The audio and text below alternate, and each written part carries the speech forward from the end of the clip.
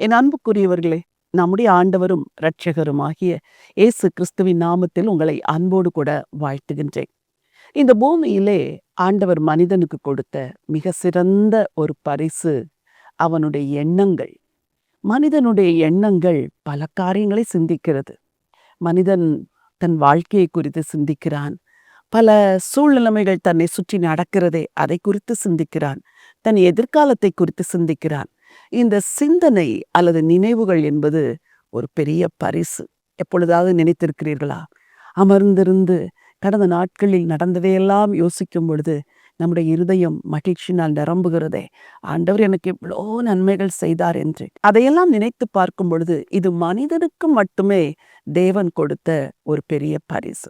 இந்த நினைவுகள் பல வேளைகளில் என்ன செய்கிறது? எதிர்காலத்தை குறித்த கவலை, கலக்கம், பயம் இவைகளை உண்டாக்குகிறது. ஆகவே மனிதன் என்ன செய்கிறான்? சரி, காரியங்கள் இப்படி இருக்கிறது, நான் இப்படி சிந்திக்கிறேன். காரியங்கள் இப்படி இருக்கிறது, நான் இப்படி யோசிக்கிறேன். நான் இதையெல்லாம் திட்டம் பண்ணினால் என் எதிர்காலம் நலமாயிருக்கும் என்று நினைக்கிறான். எனக்கு பின்னாக இருக்கிற இந்த மலர்களை பாருங்கள். இந்த பூக்கள் எல்லாம் நான் இவ்வளவு அழகாக இந்த பூமியில பிறக்க வேண்டும் என்று நினைத்து கொண்டா பிறந்தன? இல்லை. அதை விதைக்கிறார்கள். அது வளரும் பொழுது அழகாக பூத்து குலுங்குகிறது, மலர்கிறது.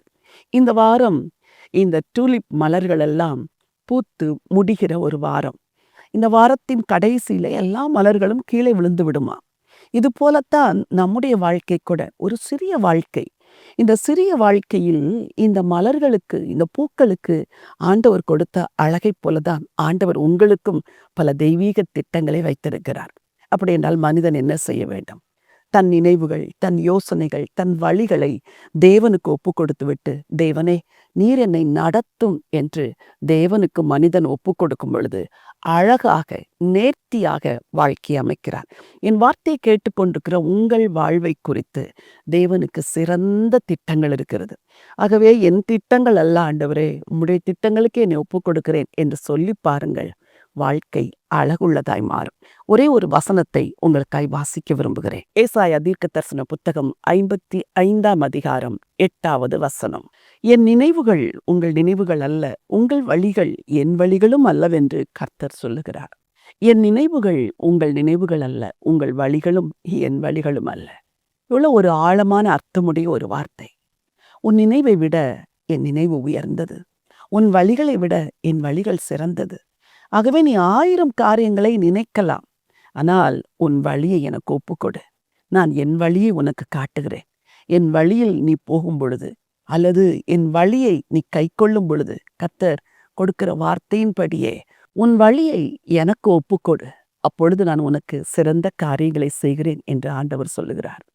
பூமியை பார்க்கிலும் வானம் எவ்வளவு உயரமாயிருக்கிறதோ அவ்வளவு அதிகமாய் உங்கள் நினைவுகளை விட என் நினைவுகளும், உங்கள் வழிகளை விட என் வழிகளும் உயர்ந்தவைகளாயிருக்கிறது என்று வேதம் சொல்லுகிறது.